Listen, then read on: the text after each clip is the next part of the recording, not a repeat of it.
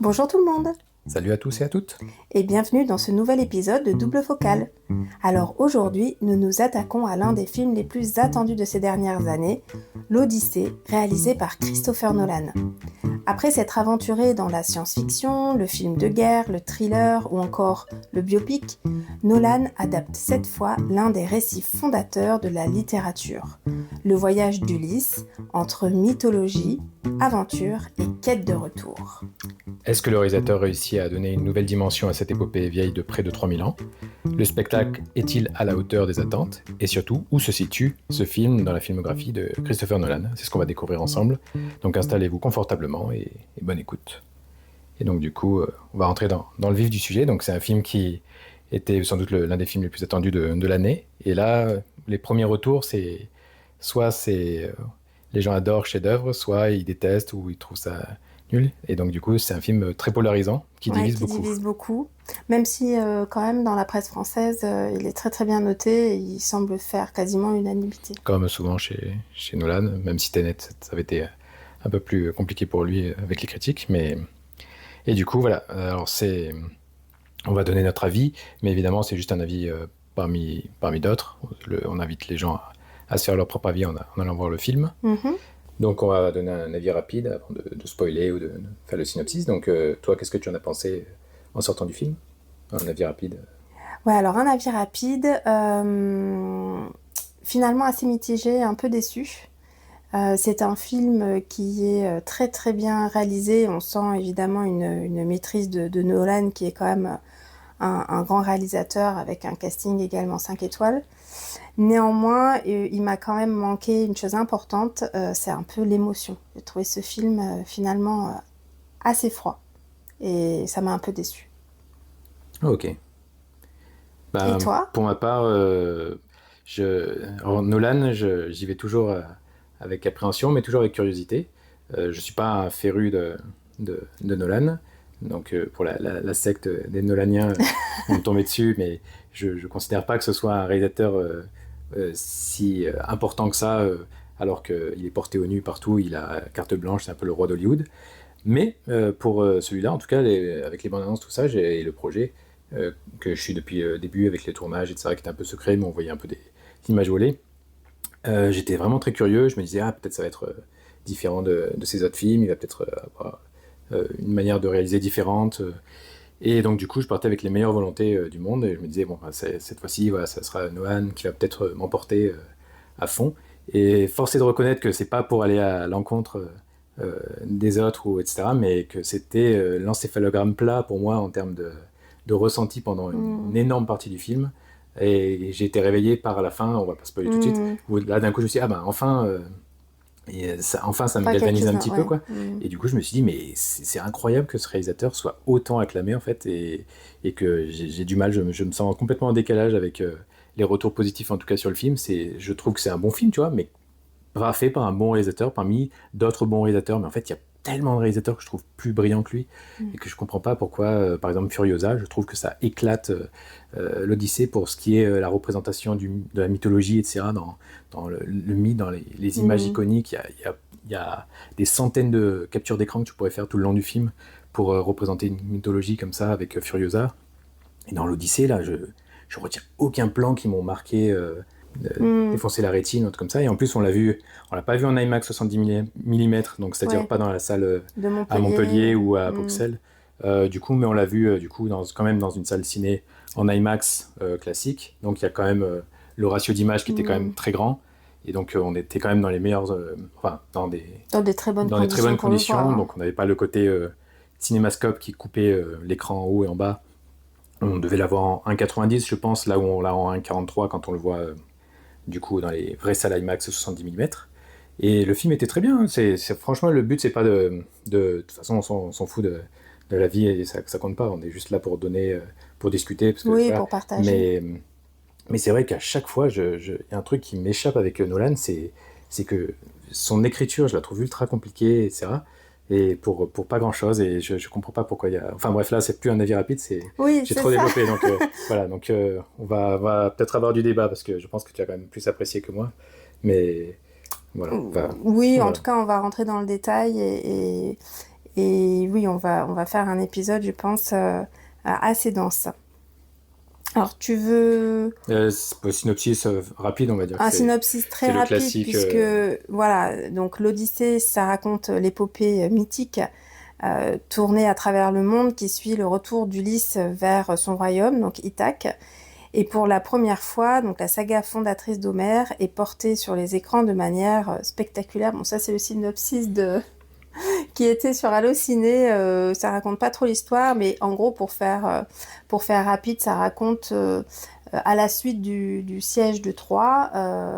Dans lequel donc Ulysse a été partie prenante, le retour compliqué d'Ulysse pendant 10 ans vers son royaume, et également cela raconte la trajectoire d'autres personnages de son entourage, notamment sa femme Pénélope qui l'attend, et son fils Télémaque voilà, qui a aussi à défendre un peu la place au sein de ce royaume.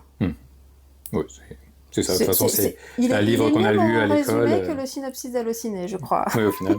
Mais du coup, oui, c'est un livre qu'on a lu à l'école quand on était petit. Donc on a tous en image le cyclope, les sirènes, oui, etc. en tout cas, on l'a qui étudié, sont retranscrits dans le film. Et globalement, c'est plutôt une adaptation fidèle, à quelques exceptions près. Et il y a même, parce que là, au début, j'étais un peu sur la réserve sur le film, il y a plein de trucs de qualité au film, et surtout une qui va être sur une thématique par rapport à Ulysse, qui a été un peu mis en avant sur la culpabilité de Ulysse par rapport à la guerre de Troie, ouais, et alors qui est très intéressante. Ouais, donc, je ne sais pas si on va spoiler direct pour en parler bien comme il faut. Allons-y, comme ça on va tout de suite dans le vif du sujet. Là, tu parles de la culpabilité, c'est effectivement très intéressant parce que ça fait partie aussi des critiques qui sont ressorties, on va dire, des puristes homériens, je ne sais pas si ça se dit, mais homériques, ceux qui ont vraiment lu Homère et adorent ce récit. C'est que la culpabilité dans l'Odyssée ou même dans l'Iliade n'existe pas, et c'est finalement un sentiment très moderne qu'a intégré Nolan, et ça fait partie d'ailleurs un peu de ces marronniers, si je puis dire, des thématiques qui lui sont chères, que ce soit le rapport au temps, la culpabilité, la responsabilité. Et dans toute sa filmographie. Ouais. Alors, c'est vrai que moi, ça m'a pas forcément embêtée, parce que je pars du principe que les récits d'Homère n'étant pas vraiment des récits historiques au sens réel du terme, on peut l'adapter en y intégrant les ingrédients que l'on veut, ou les parties que l'on souhaite. Oui, puis c'est une réadaptation, ça peut s'entendre. Ça a été fait sur un récit plus moderne. C'est ça, il y a tellement eu de réinterprétation, donc moi ça m'a pas choqué, mais ça fait partie aussi des choses qui ont un peu embêté. C'est peut-être une lecture très moderne de l'œuvre d'Homère, avec des thématiques, voilà, notamment sur la culpabilité, ce qui n'existait pas du tout dans le récit d'Homère.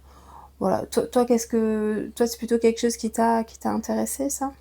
Du coup, justement, c'est en parallèle avec la fin, où du coup, c'est à partir du moment où il révèle un peu toute cette culpabilité qu'il a eue, parce que avec sa ruse du cheval de Troie qui fait rentrer dans Troie, du coup, il a provoqué en gros la mort de centaines de milliers d'habitants, etc., et qui en gros, il a fait sombrer un peu la civilisation, on va dire, de Troie, et donc du coup, il a un poids, un fardeau sur ses épaules, et en gros, le voyage de retour, ça va être une sorte de, pas son purgatoire, mais on va dire sa punition qu'il va devoir subir pour pouvoir mériter de rentrer, donc sa rédemption, on va dire, qui est illustrée par son voyage.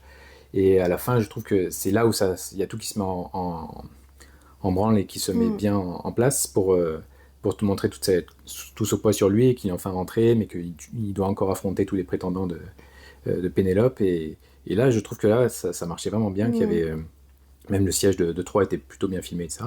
Mais voilà, ce qui en ressort, c'est qu'on a revu Troie, du coup, de Wolfgang Petersen il y a quelques jours, et c'est vrai que en termes d'ampleur, mais je sais pas, pourtant il n'est pas très acclamé comme film, Troie.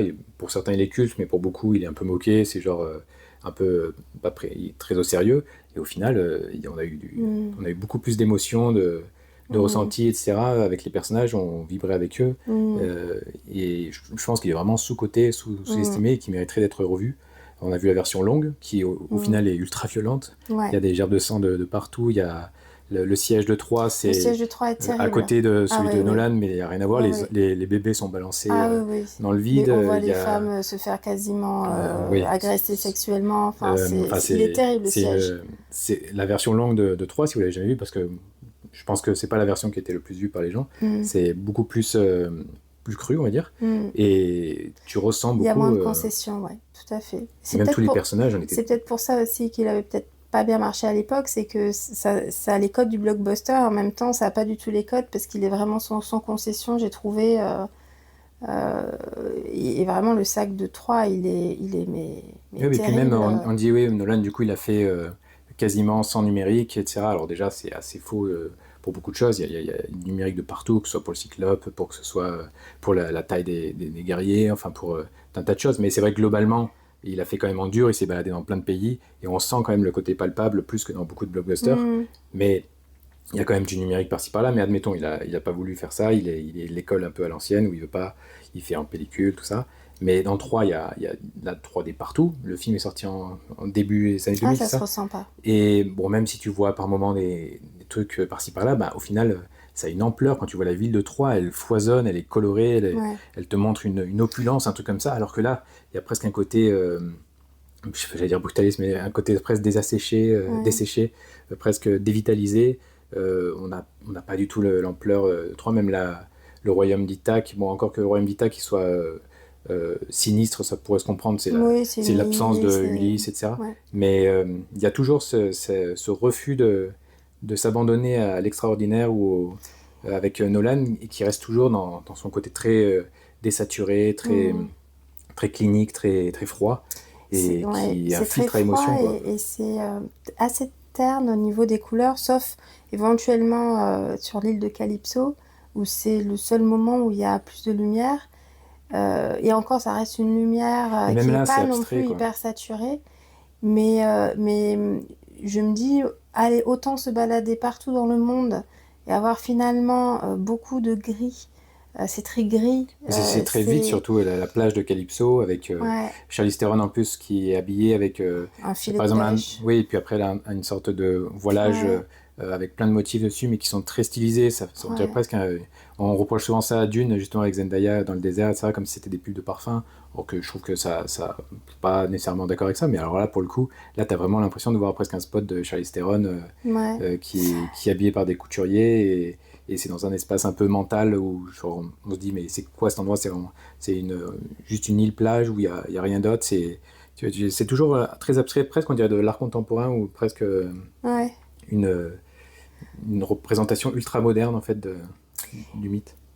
Ce qui peut être intéressant. Mais... Alors oui, et alors tu as utilisé un mot il y a quelques minutes, j'arrive pas dévitaliser ou désacraliser ou quelque chose comme ça.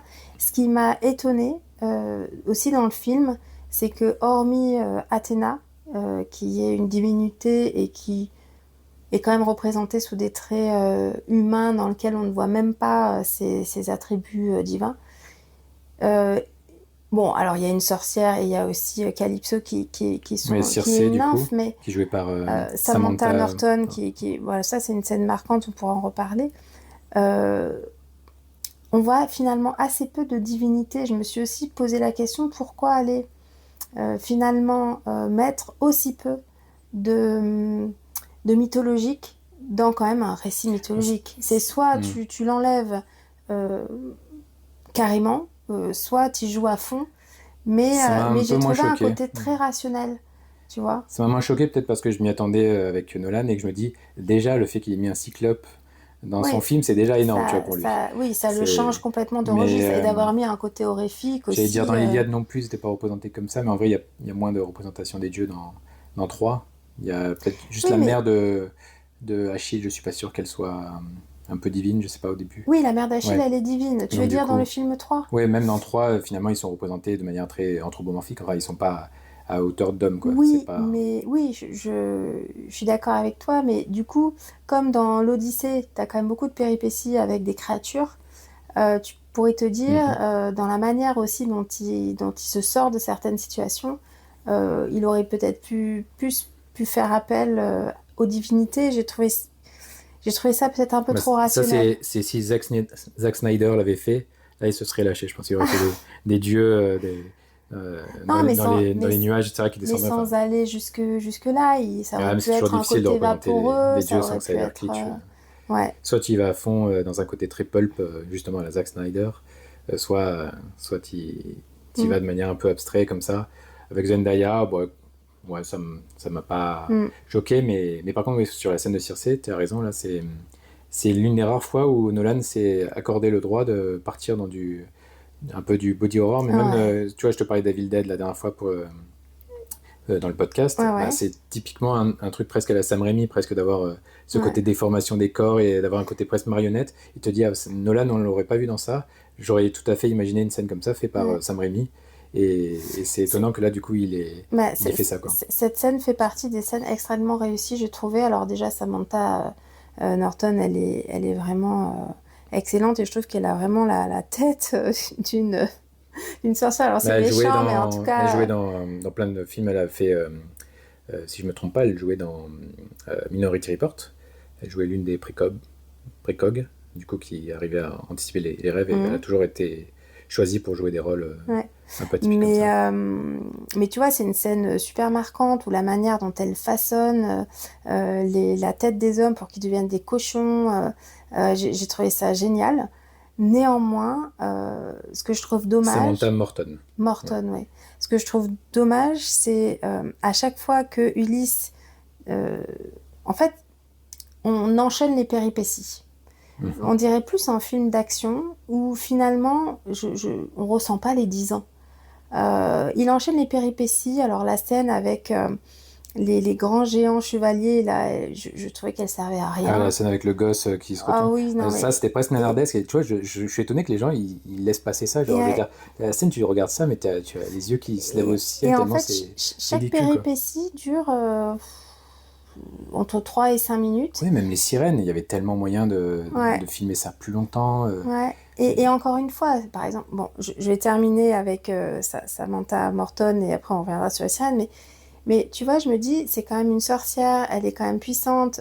Tu vois au départ qu'elle veut les transformer en cochons parce que d'une certaine manière, on sent, en tout cas, c'est la manière dont elle est présentée, on sent qu'elle a peur des hommes, qu'elle les considère tous comme des pilleurs et qu'elle a un ressentiment énorme vis-à-vis des hommes. Et en une minute, pof pof, il te retourne la situation hyper facilement et je trouve qu'on voyait pas le personnage rusé, enfin si rusé que ça et si, enfin comme est décrit Ulysse, tu vois, Ulysse c'est quand même celui qui est rempli de ruses et je trouve que ça transparaît pas dans le film, pas suffisamment, hormis peut-être à la fin avec tout Mm. ce passage où il se déguise et que j'ai trouvé très intéressant. Mais en fait, c'est des successions de péripéties où il s'en sort hyper facilement et on ne comprend pas ce qu'il en retire réellement. Et j'ai trouvé ça dommage. Et pareil pour l'histoire des sirènes, bah, c'est encore une fois, il a utilisé les ombres, enfin le Oui, brouillard, c'est elles très sont vêtues, gris, il y a un côté très prude, en plus il y a un côté vraiment... c'est... Surtout ne représentons pas Ouais. une version Je des crois qu'on sirènes. n'entend même pas leur chant parce qu'ils mettent de la cire, donc c'est un moment où t'as pas de Encore que là, il y a musique. un travail sur le sound design qui est intéressant, Mais mais tu peux te dire, mais moi j'avais envie de savoir moi j'avais quel était l'impression le qu'il chant se des retenait tout sirènes, le temps, quoi. quoi. Genre, Nolan, on dirait il se prive de tout un tas de choses. Genre, vraiment, on dirait qu'il n'ose pas aller. Il reste Ouais, vraiment très timide sur tout un tas de choses. Et je sais pas, je comprends pas que ça frustre pas plus. ouais. Le passage avec le monstre, je crois que c'est Carib.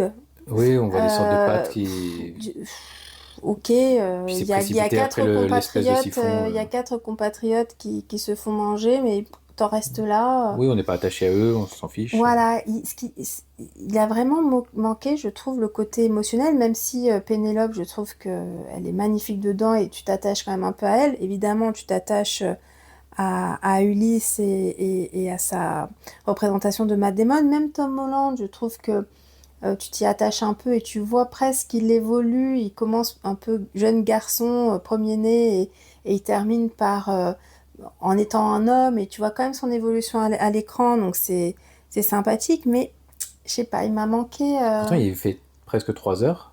et tu te dis, sur 3 heures, tu devrais avoir le temps de développer facilement, tu vois, d'avoir le temps de faire dérouler les scènes, et pourtant, il n'arrive pas à le trouver, c'est très étrange. Bah, par exemple, il aurait pu supprimer la scène là avec le petit qui crie et ce soldat et les soldats qui arrivent et tu Soldat comprends Jérôme. pas pourquoi. Bah, En après, ça fait mettant partie plutôt 5 minutes où tu vois du récit. l'équipage petit à petit perdre de l'eau, enfin à être en plein soleil et souffrir. Tu les vois même pas vraiment marqués Oui, tout est par le précipité. fait que ils maigrissent petit à petit, ils ont les traits tirés. Ils sont les mêmes du début à la fin, alors qu'il y a quand même plusieurs années Bah, t'as un film qui avait de... bien fait ça, c'était Au cœur de l'océan sur Moby Dick avec Chris Ouais. Hemsworth et Tom Holland d'ailleurs. Et du coup, ils avaient un travail comme ça sur l'errance comme ça dans les mers où Et ils bah là, étaient carnassiers et et bah là, il n'y a pas ils du devenaient tout cette errance. cannibales entre eux. Il y a pas du tout ça, et c'est même la mutinerie. Bah, la mutinerie, elle est désamorcée parce qu'ils les aident Ouais, finalement. mais c'est Euh, quand même un peu. Enfin, je trouvais ça plat. J'ai pas trouvé qu'il y ait finalement beaucoup de climax, alors qu'il y a quand même une succession de péripéties. Et moi, je me suis un peu ennuyée pendant 1 heure et demie. Alors même s'il y a des belles images, même s'il y a... La dernière heure, j'ai trouvé beaucoup plus intéressante. Euh, et j'ai trouvé ça très verbeux. ouais, c'est le problème de Le Nolan, c'est il scénario, voilà, il surexplicite tout, il explique surexplicite. absolument tous les tenants et les aboutissants, ce qu'ils vont faire, Ouais, ce qu'ils ont fait, il y a ce plus de qu'ils ressentent. suspense. Il y a plus de Et, suspense. et pour moi, c'est le plus grand mystère, c'est vraiment euh, Nolan, c'est en termes d'écriture, c'est quand même très scolaire, très euh, littéral au fur et à mesure du film et que c'est jamais remis en question Mm. sur son écriture, justement pour avoir vu 3 où ils ont respecté euh, le récit d'Homère, enfin en tout Bon, cas enfin, en une grande partie, en parce grande que quand partie, même, mais non, il y mais a des personnes qui doivent mourir, qui je meurent parlais pas, et des dans, personnes qui meurent je parlais dans pas. les textes. Après, oui, Oui, ils l'ont blockbusterisé oui, oui. à Bon, l'américaine comme d'hab, mais je veux dire, dans les textes, il y avait plein de scènes où on s'est dit, waouh, cette scène, elle est super bien écrite, les textes sont beaux, et en ouais, fait, il y a une prestance avec Brad Pitt, ouais. avec Ouais, le personnage de Priam, le roi. Briseis, par exemple, Ah oui, aussi, ou Bréséis, les échanges joué qu'ils ont, et par en fait, Ross tu y Byrne. crois, ou même Ouais, Hector, joué par Eric Bana, ouais. avec son frère, qui est joué par Orlando Orlando Bloom, Bloom. qui pourtant, Orlando Bloom, il joue pas très très bien dans 3, il a un côté... Ah, moi, je trouvais qu'il ah, faisait bien ce ouais, mais côté naïf, complètement ah, déconnecté, très beau je gosse. trouve qu'il a mieux joué dans notre film, mais en tout cas, il arrivait quand même à avoir une présence. Tu ressens quand même l'amour qu'il a Hmm. complètement immature et presque qui mène à sa perte tout le Ah, monde complètement. avec Diane Kruger. Et pourtant, tu y crois quand même, alors qu'ils ont eu juste 5 minutes de présence. Ouais. Et te dis, pourquoi Mais là je ressens quelque chose alors que c'est Wolfgang Peterson qui est. Tout le monde s'en fout, il a sa carrière qui est finie, et que Nolan, tu ressens rien. Enfin, il y a des gens qui vont me dire qu'ils ont ressenti plein de choses et qu'ils ont pleuré pendant l'Odyssée, mais et du coup, tu te dis, mais pourquoi vous accordez autant de crédit à ce gars? Genre, il fait des bons films, c'est bien, il fait des bons films, c'est un bon réalisateur, mais pourquoi il est mis sur un piédestal et qu'après, il y a des gens qui se moquent de James Cameron sur Avatar, alors que purée, Avatar, quand même, genre, même si l'écriture, elle est simple, c'est. Enfin, l'histoire est simple, l'écriture, je veux dire, c'est quand même autre chose, tu hmm, ressens des choses, même la mise en scène, ouais, c'est. ouais, je sais pas. C'est peut-être un peu trop rationnel. Alors encore une fois, ça reste un bon film. Il y a de très belles images, il y a de très bons moments d'acteurs. Euh, enfin, il y a quand même quelques soucis de scénario. Par exemple, réduire Calypso à la quasi-psychologue de Matt Damon, je trouve ça... Oui, parce qu'en Je final, trouve il y ça a un amour quand même vraiment... entre. Alors, c'est elle, Enfin, en fait, elle. c'est un amour qu'elle a, mais qui est pas... voilà, c'est un amour sans retour. Oui, mais ça devrait être déchirant. Quand Et il voilà, et en repart, tu fait, devrais pas du tout. ressentir un truc de fou, C'est pas quoi. du tout déchirant, sachant que quand même dans l'histoire d'Homère, en fait, c'est Hermès, je crois, donc un autre dieu, qui oblige et qui exige de Calypso qu'elle le laisse partir. Alors, est-ce que il a eu peur d'aller trop loin dans certains personnages féminins qui pouvaient peut-être être un peu hystériques, comme Calypso, par peur d'être critiqués? Parce que c'est vrai qu'on dit toujours de Nolan que ses personnages féminins sont pas très bien écrits, mais en même temps, encore une fois, on ne lui aurait pas reproché que Calypso fasse des crises, puisque c'était Ah, dans le récit, tu mais vois. là, il y a carrément la scène qui me vient en tête, tu Mais vois, Charlize Theron, qui presque comme elle a fait dans Fury Road, justement, Mad Max Fury Road, où quand elle se rend compte que la Terre verte n'existe plus et Ouais, qu'elle s'écroule par terre avec ouais, le sable. Enfin, ça, c'est de la mise en scène, ouais. c'est poignant. La musique, elle est impressionnante à ce moment-là. Et je veux dire, t'as Mad Max Fury Road, c'est là, c'est presque un panthéon, etc. Et t'as ce film qui sort, et pourtant, il aura mais 10 000 fois plus de Ouais. crédit que George Miller. Je comprends pas. C'est vrai que C'est cette scène Enfin, c'est surprenant, voilà. Calypso, c'est la psychologue. On a Matt Damon, Ulysse, qui a plein de traumatismes. Et il a sa psychologue. Alors que quand même, pendant 7 ans en plus, elle l'a emprisonné. Il s'énerve même pas. Elle fait pas la crise lorsqu'il part. Enfin, ça manque vraiment d'émotion, quoi. Bon, après, C'est étonnant. il y a des scènes. J'ai beaucoup aimé le côté presque le tartare. Tu sais, c'est l'enfer. Ah, Euh, et Hades. donc le moment où ils vont sur les terres d'Hadès, Ouais, bon, ça j'ai c'est pas beaucoup vraiment aimé, l'enfer, mais ouais. c'est aux portes, Oui, on va dire, enfin c'est le, ouais. avec du coup les morts vivants, voilà, Et qui ressortent, notamment tes anciens Simon, collègues. joué par Elliot Page. Voilà. D'ailleurs, si on peut faire juste un aparté vite fait, il y a une campagne de dénigrement sur le film par rapport à soi-disant euh, un film ultra woke, etc. Bon, Elliot Page, il ne joue pas du tout Achille. Ça fait des mois que tout le monde dit ah bah regardez, comparé à Brad Pitt, Hmm.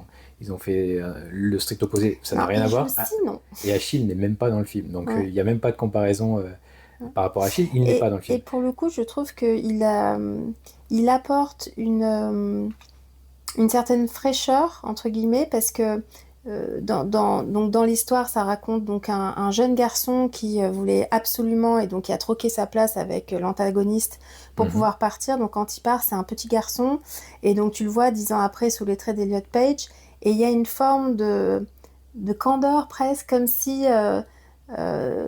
il avait été marqué par la guerre, mais en même temps, on sentait que c'était encore un enfant. Tu vois ce que Ouais, je veux vu comme dire? ça peut être un choix Et il y a, intéressant parce que du coup il est petit en plus de taille. oui, donc ça, il y a un Et côté presque adolescent, où tu Mhm. vois, il est parti genre à 6 ans, et 10 ans après, il a 16 18 ans. Et moi, j'ai trouvé qu'au final, c'était très bien casté, parce que, en plus, il- Bon, après il a surtout casté, je pense, parce que c'est avec avec lui il a fait Inception à oui, l'époque.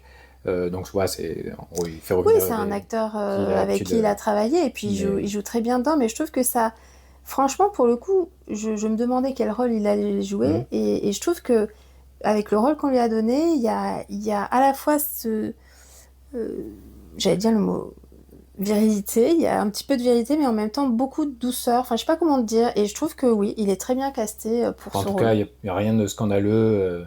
Et si tu n'es pas au courant de qui c'est, etc., je veux dire, tu te poses même pas la Non, on se question. pose même pas Et la question. pour Hélène de Troyes, bon, Lupita Non. Nyong'o, super actrice qui jouait dans 12 ans d'esclavage, qui a joué dans Mm, Us de Jordan Peele dernièrement. Moi, elle joue Hélène de Troyes, moins d'une minute dans le film, en tout. mm. Parce que non, c'est des scènes Oui, tellement courtes c'est que des je pense scènes. que ça fait même Ouais, pas une c'est minute des scènes très courtes. au Alors, total. oui, alors les puristes vont dire Ouais, c'est pas le dans choix qui l'Odyssée, semblerait le plus évident dans de se dire l'Iliade, prendre une personne voilà, racisée, mais enfin de couleur. Mais Dans l'Iliade, effectivement, Hélène, elle est blonde et en plus, elle est surnommée Hélène au bras blanc. Bon, après, ça mais c'est reste une anecdotique dans ce adaptation et film, en donc plus, c'est bon, un c'est pas. personnage qui n'a jamais réellement existé. Bon, Je trouve qu'il n'y a rien de choquant ouais. dans le film. Sachant Et qu'elle est défigurée. oui, bah, Et ce qu'il y a comment ça s'appelle, elle a une jumelle, et donc du coup c'est le même. alors, Je sais dans pas la si c'est vraie histoire, dans la vraie histoire. je crois pas qu'elles sont jumelles, elles étaient sœurs. Kitamines, c'est sa sœur. Je suis pas certaine qu'elles soient jumelles, mais du coup, peut-être par facilité, ils ont pris la même actrice Mm. qui était très belle. Et donc, avec les deux frères, il y avait les deux sœurs. Mais je crois que je suis pas certaine qu'elles soient jumelles en. Ou alors peut-être que si. Ah si, Oui, ils en parlent oui, peut-être. dedans. Justement, il y Je en a une qui est crois. avec Ménélas, Si je et dis, l'autre qui est avec Agamemnon, du coup, je crois. si je dis pas de bêtises, mais on coupera si je me trompe, je crois qu'elles sont nées dans le même œuf, puisque ce sont, je crois, les enfants de Leda, et elles sont nées dans des œufs. Et je crois que ses frères, ça doit être Castor et Pollux. Mais on coupera si je me trompe. Ah oui, c'est vrai que ça serait possible. Et, voilà, et dernière polémique, qui est, elle, pour le coup, c'est plus loufoque, c'est ça fait au moins 2 semaines qu'ils font regarder comme c'est mal fait la production design de ce film. John Bertal, il porte un faux crâne chauve. Alors qu'en fait, non, il s'est juste rasé le crâne, mais sur une des bandes annonces, on aurait dit qu'il avait un faux crâne. Celui qui joue Ménélas, c'est Oui, ça? c'est ça. Et au Ah, j'ai final, même pas non, c'est juste remarqué. l'acteur qui s'est rasé le crâne. Et tu Non, te dis, j'ai... mais quand ils veulent chercher la petite bête pour discréditer un film, enfin, ils reculent devant rien, quoi. Parce que vraiment, c'est vraiment chercher la bête pour rien, quoi. Et t'avais vu que celui qui joue Agamemnon, c'est Benny Safdie, les frères Safdie? Ouais. Bah, c'est pas Ah, le frère le plus. Euh, je sais plus c'est lequel qui a réalisé bah, du coup Marty Suprême. Mais du coup, oui, c'est un des deux frères. Mais c'est très étonnant parce qu'il le cache tout le long. On pourrait se dire que ça serait une grande star, c'est qu'ils essaient de dissimuler c'est son le autre côté, frère. pour son aura, etc. Et au final, Hmm. tu te dis, c'est bizarre. Non, en fait, ils se sont juste dit, on va mettre cet acteur et on Ouais, va c'est cacher. étonnant. D'ailleurs, Agamemnon, qui est un vrai personnage de bande dessinée, là. Genre, comment il est grimé Ouais, avec une espèce de colonne vertébrale en or ouais, à l'arrière, etc. C'est vrai qu'il a une certaine aura, c'est vrai qu'il peut dénoter un peu aussi. Il a un côté vraiment comic book. ouais. Mais c'est un peu le Dark Vador de l'Odyssée, quoi. Hmm. Ce qui est assez étonnant, mais c'est vrai que c'est assez classe. Visuellement, c'est un truc qu'on peut Après, retenir. c'est C'est tout. pour lui, en fait, c'est pour que il porte en lui toute la puissance, en gros, de Agamemnon et de la Grèce qui a attaqué Troie. En fait, c'est une manière de représenter, en gros, Ah oui, cet oui. empire, en gros, Hmm. qui envahit la ville, quoi. Mais donc, du coup, ouais, au final, c'est surtout sur la fin, je trouve, à partir du moment, je sais pas combien de temps ça doit bien être 40 minutes, enfin, Ouais, ça je doit être assez long pense. quand même. Quand il retourne justement, Ulysse, quand il retourne à Ithaque, que là, d'un coup, il y a tout qui prend forme et c'est presque plus passionnant que tout le reste du Hmm. film, avec du coup tous ces prétendants qui sont tous les jours dans les buffets à un peu guetter comme ça. C'est plus passionnant parce qu'il a aussi pris son temps, je trouve, par rapport aux autres séquences. Mais oui, c'est une scène qui est développée. Et donc, du coup, il y a Robert Pattinson qui joue surtout le prétendant Ouais, principal, on va dire, Antinos. l'antagoniste principal, Hmm. Antimos. Et bon, Pattinson, moi je suis toujours assez fan de cet acteur. Pourtant, il cabotine à fond, genre, il est vraiment too much. Ouais. Mais en gros, il fait le méchant le plus. Ouais, c'est vraiment. Pour le coup, il est vraiment très cliché. Mais il sait tellement faire le méchant narquois, Hmm. euh, espiègle. Qui manipule, etc., avec ses petites canines, là. Non, il a Hmm. vraiment une manière de. Ouais, il Et joue vraiment un manipulateur né, quoi. Et en même temps pathétique parce que quand il y a l'affrontement à la fin, il est tout le Il temps est à se pas cacher, courageux à du envoyer tout. les autres à se battre à sa place, etc. Ouais. Mais ouais, il a un truc dans le regard, etc. Et après, à côté de ça, il peut jouer un petit copain un peu pitoyable dans The Drama. Ouais. Enfin, du coup, Non, il peut non, jouer plein de choses. Et... c'est un acteur qu'on apprécie beaucoup et c'est vrai que je trouve que toutes les scènes qui se passent avec les prétendants dans le palais d'Ithaque, je les ai vraiment trouvées intéressantes. Et ça faisait partie à chaque fois des moments du film que j'appréciais où tu sentais vraiment une femme un peu cernée par des Mhm. ennemis, hein, par tous ses prétendants. D'ailleurs, Penelope, Et je trouve qu'elle avait vraiment une bonne présence. ah ouais, C'est peut-être le rôle féminin le plus intéressant qu'il ait ah ouais, écrit ouais, depuis, ouais, ouais. depuis tous ses films, en fait. Tout à fait, ouais. J'ai trouvé vraiment qu'elle avait un rôle de femme complètement déchirée, et en Donc, même c'est temps Anna Tawes. attendre, essayer de résister et résister avec ses armes, où elle en a très très peu. Donc c'est un peu une résistance pacifique. Et toutes ces scènes dans le palais, j'ai trouvé ça passionnant avec aussi toutes les règles sur l'hospitalité qui Mhm. sont bafouées Il y par a Mia ses Goth qui joue prétendants une et de ses prétendantes une non, de une ses de ses servantes. servantes qui l'a trahi et qui du coup serait avec le personnage de Pattinson. Ouais, Antinos, mais voilà, toutes ces scènes-là, j'ai trouvé ça passionnant. Alors, on n'est pas dans de la géopolitique impressionnante, hein. Quand j'ai vu certaines critiques parler de géopolitique, je Ah oui, trouvais non. Et ça les quand dialogues même, sont pas non plus d'une écriture voilà, incroyable. Mais... voilà, c'est pas de la géopolitique comme la bataille de Gaulle, hein. Mais à sa petite échelle, j'ai trouvé ça pas mal sur comment essayer de s'en sortir, surtout quand on est démuni, que ce soit Télémaque qu'on essaie de pousser à bout, elle aussi qu'on essaie de pousser à bout. Et je trouvais ça quand même franchement intéressant et ça faisait partie des scènes un peu les plus marquantes du film, j'ai Bah, c'est à trouvé. croire que en fait, c'est le truc qu'ils ont développé le plus. Donc tu imagines qu'en gros, pour le tournage, en gros, c'est sans doute toute cette partie-là où ils sont restés longtemps pour tourner, et du coup, ils ont pu développer. Et après, les autres scènes, c'est plus un jour par-ci, on va Hmm. telle Ouais, partie en Grèce pour filmer avec le bateau, ouais, c'était en et ça truc. extérieur, peut-être que Et en c'était fait, plus tous difficile ces aussi. changements, plus les caméras IMAX, parce que le film a été entièrement filmé en IMAX apparemment, du coup, ne peuvent avoir que 3 minutes Hmm. ininterrompues de tournage, donc ils n'ont pas pu se lancer dans dans des scènes qui sont peut-être en plan séquence ou qui sont en tout cas plus longues, donc Ouais. ça peut-être ça les a contraints, je sais pas, mais en tout cas tout est mieux développé, même le chien, John Leguizamo qui joue l'aveugle, qui tu sens que c'est son fidèle, tout à fait. enfin qui a toujours été là pour lui. Donc globalement, toute cette scène, même le moment où du coup il passe en mendiant avec sa cape et que du coup il fait le concours avec les autres prétendants, avec l'arc, etc. Plus la fin où il tire sur la corde pour que ça fasse le son. Là, ça c'est très bien amené. Tout le déroulé, ça marchait nickel. Quoi. Et après, il y a l'affrontement avec tout le monde. Et là, Christopher Nolan, il veut tout filmer tout seul. Il n'a pas de seconde équipe, généralement. Et donc, du coup, même les combats, il les filme. Et en fait, il ne sait pas filmer l'action. C'est terrible, mais c'est comme ça depuis toujours, en fait. Et depuis les The Dark Knight, les Inception, etc. Et à part quelques scènes par-ci par-là à la marge, mais du coup, tu te dis, mais il fait un film avec un budget de 200 millions. Genre, je veux dire, je sais pas, paye-toi un bon chorégraphe coréen ou chinois qui sont pas obligés de faire des trucs de kung-fu, c'est pas ce que je veux dire, mais qui du coup peuvent te filmer des belles chorégraphies avec des plans, je veux dire 3 minutes de pellicule, c'est suffisant pour faire par exemple des plans séquences où tu as vraiment les affrontements, où tu vois tout, c'est surcuté, il y a pas le temps que ça, c'est pas aéré, il y a des fois on comprenait pas. Mais son film est surcuté aussi, enfin il y a trop de plans. Mais tu vois par exemple, c'est comme s'il il adore le temps, la réflexion sur le temps, mais il laisse pas le temps. Mais c'est pour ça que ces films ils ont l'air toujours brouillons, et c'est pour ça que pour le réalisateur le plus acclamé de l'histoire aujourd'hui, tu te dis waouh, quand même, genre je veux dire, tu prends un David Fincher, tu regardes ses films et c'est au cordeau, il y a pas une seconde où il y a un truc qui va pas, tout est monté mais parfaitement, c'est millimétré, tu vois, tu te dis c'est de la perfection. Pourtant les films de Fincher et dernièrement et ça, on pourrait avoir des choses à redire, etc. Mais en tout cas dans l'exécution, que tu me dises lui c'est une masterclass ce qu'il fait de ça, bon ok, je peux comprendre, tu vois. Mais Nolan, vraiment, c'est pas chez lui que, si tu veux des leçons de cinéma ou de mise en scène, vers lequel tu vas te tourner. Tu vas plutôt aller vers Spielberg, tu vas plutôt aller vers Alfonso Cuarón, et je trouve ça fou, quoi, qu'il a la carte comme ça de pouvoir être...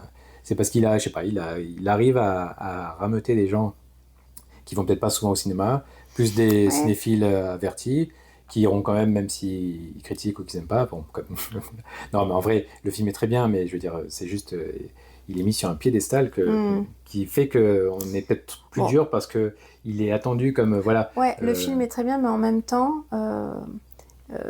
peut-être qu'aussi, malgré tout, enfin, je sais pas comment dire, je me suis quand même ennuyée pendant 1h30. Je sais pas si j'aurais pas été plus exigeante avec d'autres aussi. Tu vois ce que je veux dire? Bah, en tout cas, 3, il faisait 3 heures et on s'est pas ennuyé. 3, moi j'ai pleuré, j'ai crié, j'ai souri, j'étais émue. Enfin, il y a eu de l'émotion, quoi. Il y avait des scènes iconiques, les combats entre Hector et je suis sûr que là, on dit ça et qu'il y en a qui doivent se moquer, se dire, genre, il parle de 3, tu sais, genre, mais en fait, je sais pas, revoyez-le vraiment, 3, c'est... Ne vous limitez pas aux jolies fesses de Brad Pitt. Ah oui, ça on les voit, oui. Non, mais vraiment, c'est un peu le mystère, quoi. Parce que pour moi, c'est ça sur tous ces films à Nolan. The Following, Le Suiveur, un film en noir et blanc qu'il a autofinancé, qui travaillait en semaine avec des petits boulots pour pouvoir financer ses tournages qu'il faisait les week-ends avec ses amis ou collaborateurs, et du coup qui suivait un romancier qui suivait des gens dans la rue jusqu'au jour où il allait suivre un cambrioleur, et du coup à eux deux ils allaient faire des combines et une sorte de piège allait se retourner contre lui, et du coup c'était son premier film d'auteur. Et du coup, voilà, thriller très honnête, etc. Il se fait remarquer un peu.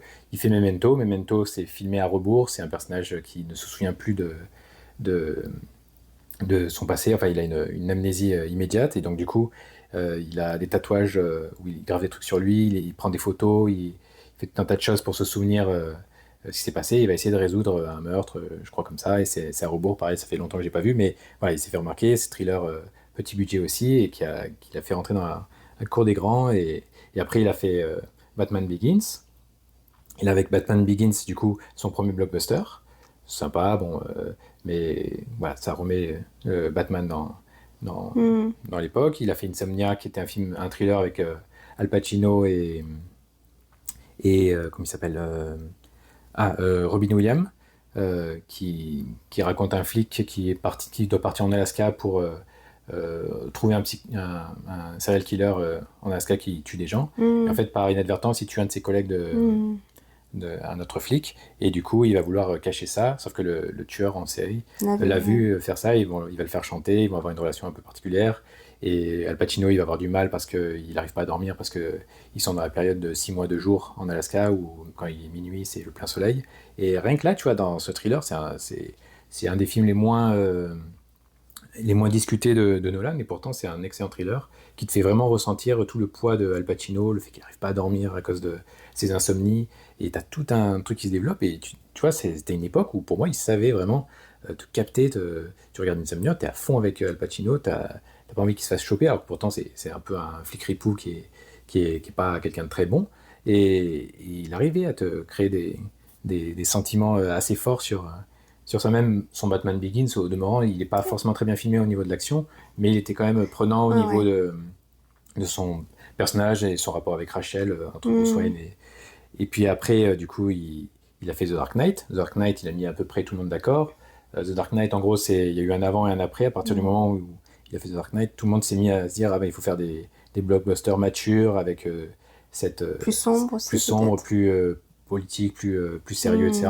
Et en gros, du coup, il a transformé un peu tout le cinéma après lui. Donc, il a été quand même quelqu'un qui a influencé beaucoup. C'est l'un des premiers à avoir utilisé des caméras IMAX pour des scènes d'action. Et il y en avait plein qui étaient quand même assez impressionnantes. Il ne s'est pas toujours filmé l'action, par exemple, les combats mano à mano, corps à corps, etc. Mais par exemple, l'explosion avec le Joker et le 38 tonnes, enfin le camion qui se retourne, etc. C'était impressionnant, c'était en IMAX. Le braquage de banque au début, c'était quand même une masterclass. Et tu vois, tu sortais du film, tu avais quand même peut-être une écriture qui n'était pas parfaite, mais il y avait toujours des fulgurances comme ça où tu te disais, ah ouais, c'est impressionnant, cette scène est impressionnante, etc.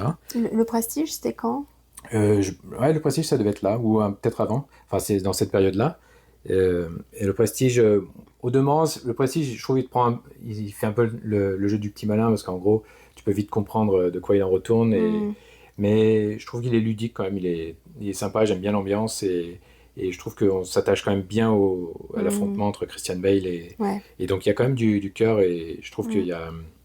Là, on ressentait quelque chose. Et Hugh Jackman avait aussi un très très beau rôle, je trouvais, dedans. Ouais, franchement, avec les différents personnages, on était vraiment attachés à eux. Et après, il a fait Rises, qui lui était un peu une déception pour quand même. J'ai pas aimé ce troisième. Rises, je trouvais qu'il y avait plein d'incohérences, de trucs qui fonctionnaient pas. Ça très bizarre. Mais bon, après, c'est pas ce qu'il avait prévu. Normalement, Heath Ledger aurait dû survivre, il devait avoir le Joker. Donc, admettons, tu vois, ça a remis ses plans en jeu, il a dû le faire plus vite. Bon, ça peut être. Puis il y a eu Interstellar. Interstellar, on peut dire ce qu'on veut. Moi, le premier, je suis dur à trouver qu'il est un peu surévalué parce qu'on en entend tout le temps parler. Bon, le film préféré des gens. Mais c'est vrai qu'Interstellar, la musique de Hans Zimmer, elle est incroyable, faut reconnaître. Et qu'il y a des scènes quand t'as Matthew McConaughey qui pleure devant les enregistrements de son fils parce qu'ils ont rattrapé le même âge que lui.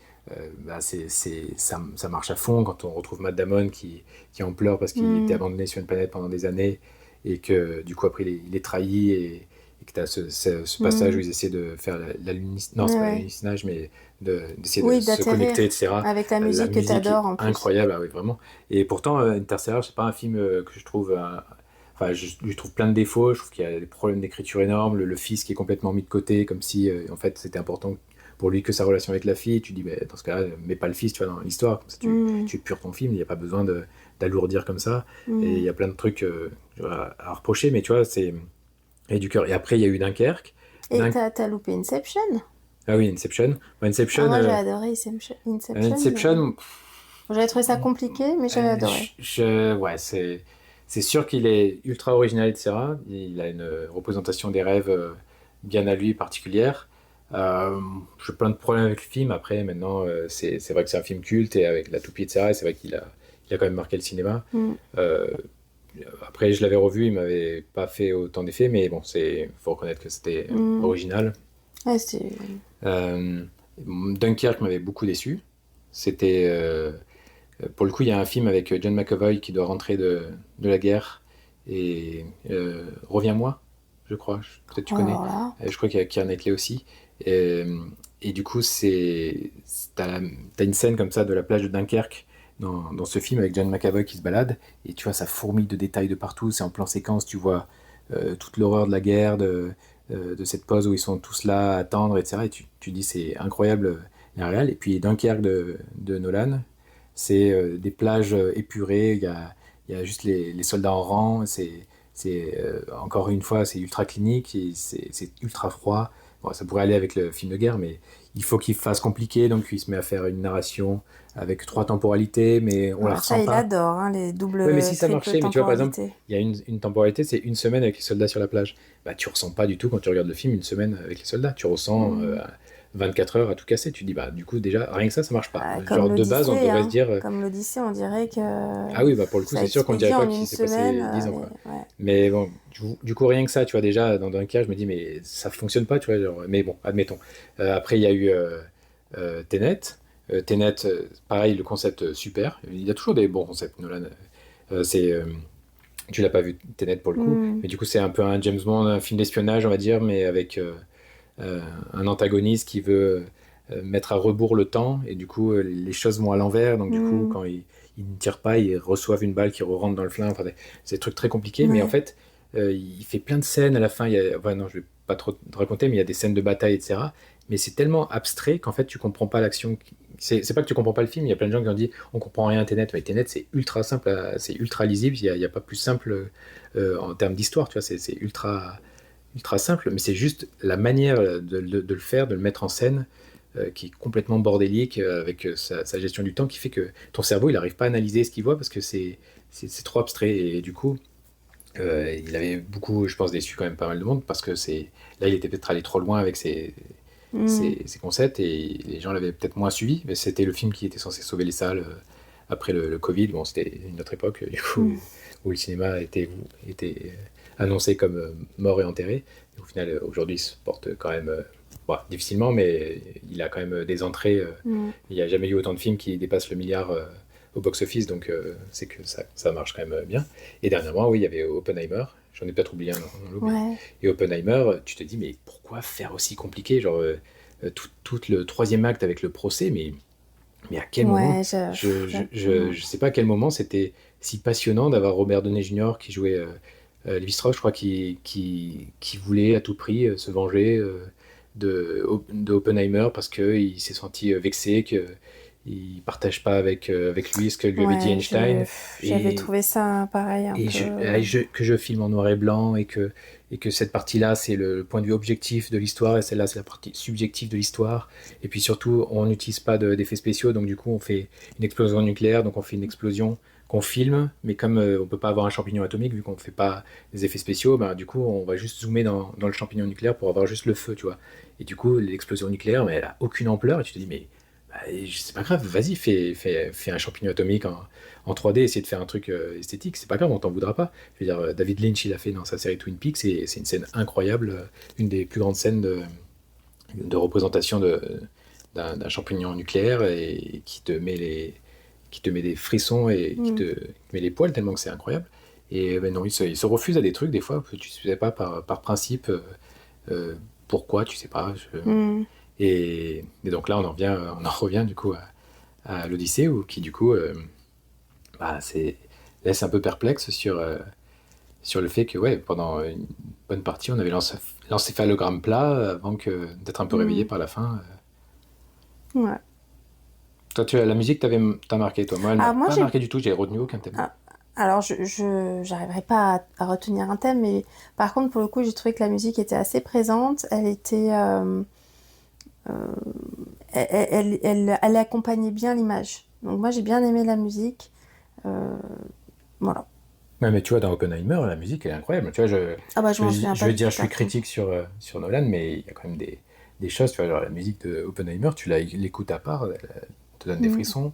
Euh, c'est même ces thèmes de The Dark Knight avec Hans Zimmer, ils étaient Mm. super.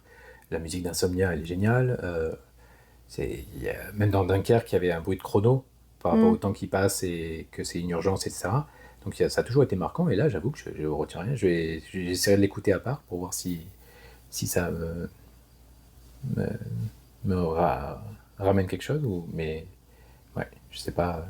Et sinon, ouais, on entend parler aussi de Nolan cesser à l'horrifique avec Ouais. ce film pour du coup la scène éventuellement de la sorcière, la scène du monstre à la fin, mais aussi surtout du cyclope.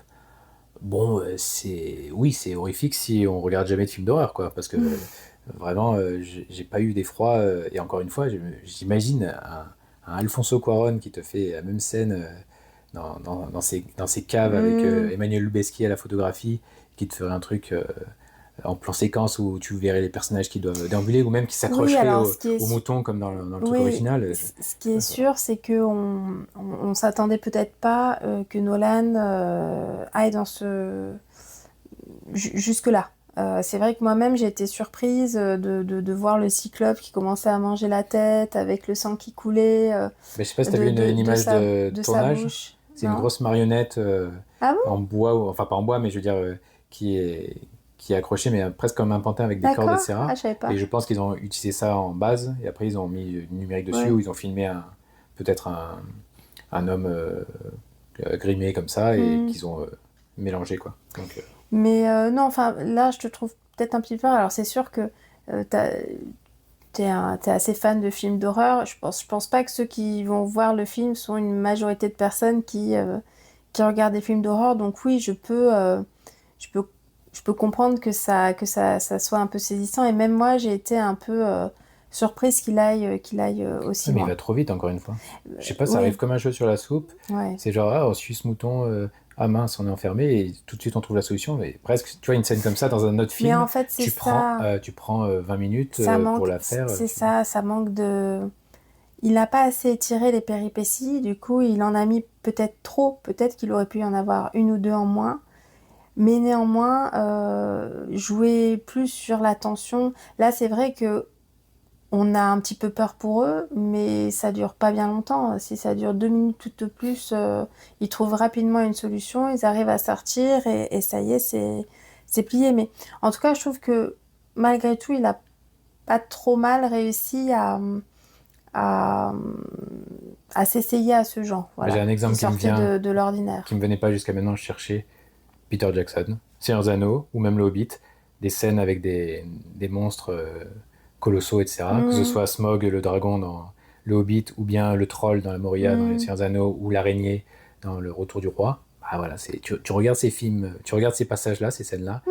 c'est incroyable de maîtrise dans la mise en scène, dans l'effroi que ça te fait. Pourtant, c'est pas des films horrifiques, mais du coup, il y a de l'horreur à Mmh. l'intérieur dans ces moments-là. Et t'es à fond avec les personnages, c'est super bien filmé. Le personnage tourne. En fait, je sais pas, il y a de la mise en scène, il y a de la, Mmh. c'est presque la magie. Enfin, je veux dire, ça a de la gueule et pourtant, c'est pas ridicule. Tu regardes le Seigneur des Mmh. Anneaux, tu pourrais dire, bah, c'est des trucs d'heroic fantasy, donc ça va paraître cheap, etc. Bah, ça l'est pas, tu vois. Mmh. Et là, il te fait un truc très premier degré. Le Cyclope, il a une représentation en- la plus humaine que tu puisses avoir, surtout pas de fantaisie, surtout pas dans les Oui, on vêtements. retrouve le rationnel. Mais encore que, bon, on va pas. Faut reconnaître qu'il a quand même son design un peu original. Il a fait l'œil plutôt que d'avoir un truc, ça aurait été très kitsch. D'avoir Mmh. le Ouais, gros œil, ouais. souvent c'est représenté comme ça. Et ça, Ouais, le nez ça un fait peu très, déformé, je l'ai trouvé pas trop mal ça fait très ce. l'attaque des titans. Mmh. Ou le choc des titans, ah, je sais Mmh. plus, le choc des titans qui se passe avec la mythologie grecque aussi avant. Euh, et donc, du coup, ouais, non, c'est déjà bien que ce soit Mmh. essayé à ça, tu vois. Mais j'étais pas en apnée comme ça, accroché à mon Oui, parce que c'est siège trop comme. rapide, parce qu'effectivement, il laisse pas assez de temps au film se dérouler. Alors, est-ce que c'est parce que il n'avait pas cette vision-là, ou alors est-ce que avec la technique, justement, et le fait d'avoir fait des caméras IMAX, ça l'a contraint, je sais pas. Bah, tu vois, à C'est- choisir, il y a Robert Eggers. Lui, il a un cinéma assez froid aussi. Il y a beaucoup de gens qui aiment pas son style parce que tu ressens pas grand-chose. C'est lui qui a fait Nosferatu, donc tu as Hmm. vu. Et il a fait The Witch, The Northman, donc sur la mythologie grecque. Il y a Viking, pardon. Avec le mythe fondateur qui a inspiré Macbeth. Mhm. Euh, et lui, tu vois, tu pourrais te dire, bon, bah, c'est froid, je ressens pas forcément grand-chose. Mais, par contre, esthétiquement, visuellement, tu vois, c'est tellement Hmm. impressionnant que, quitte à choisir, moi, je préfère avoir un truc où ça t'en met des claques à la rétine sur le truc, même si tu ressens pas grand-chose, qu'avoir un truc où tu ressens pas grand-chose et en plus, c'est pas spécialement bien fait Hmm. et pourtant c'est acclamé. Tu vois, et tu te dis, mais c'est fou. Non, mais on a compris que pour toi, Mais non, mais j'y allais avec les meilleures volontés du monde, quoi. génie qu'on nous vend. Après, ça reste malgré tout un bon film bien réalisé. Bon, Oui, mais même si ça manque d'émotion, c'est à lui qu'on donne les 200 millions. Ouais, et par contre, George Miller, on lui donnera pas les sous pour faire Mad Max The Wasteland, qui était le troisième film de sa trilogie, parce que personne n'est allé voir Furiosa, alors que je sais pas, genre, si t'adores l'Odyssée de Nolan, Road avec des scènes pourquoi de t'as pas combat envie et de des voir scènes Furiosa, de course magnifiques. enfin, je comprends pas, ça me dépasse.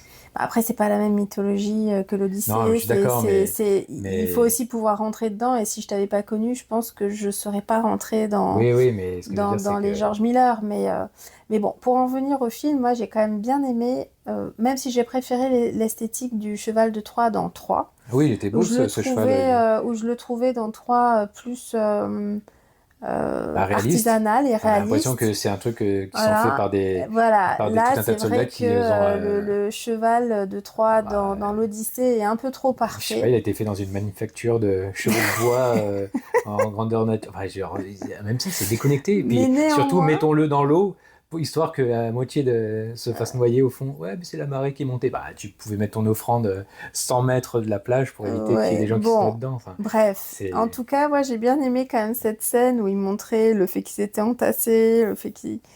Voilà, j'ai bien aimé cette scène-là, mais oui, tu as raison, ce cheval, il était trop parfait, ils l'ont mis là, la moitié dans l'eau, on sait pas. Oui, c'est un beau cheval, puisqu'il sort de la manufacture de cheval de bois. Il est plus beau que le cheval de Troie, film de film 3. Wolfgang Petersen. Non, mais je l'ai trouvé plus joli quand même dans celui de 3. En tout cas, au moins, ils avaient facilité le travail, ils avaient mis déjà...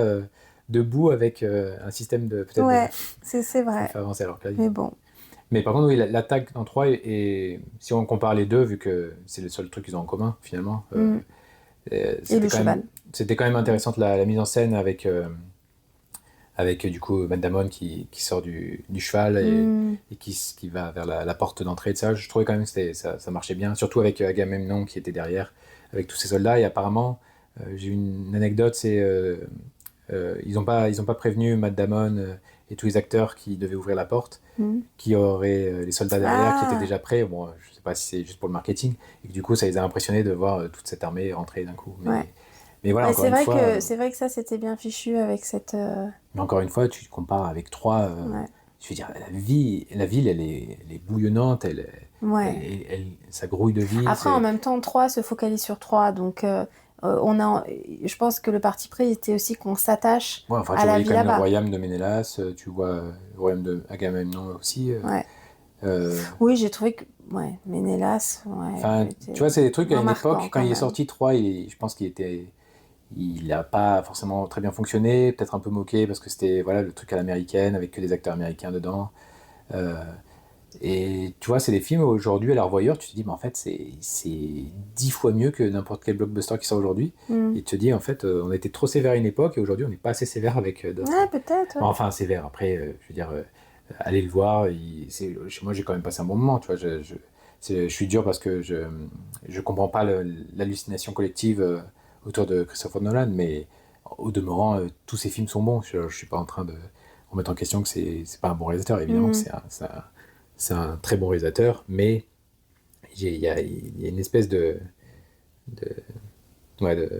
passe-droit, ou en tout cas il est mis sur un piédestal. Ça m'énerve parce que je comprends pas, je pense que c'est plus ça. Il y a un truc qui m'échappe, mais... Bon, sur ces bonnes paroles, je pense qu'on a fait le tour du film. Oui, je crois que, en tout cas, ce qu'on retiendra de positif, c'est tout le travail sur la culpabilité du personnage d'Ulysse, qui est extrêmement...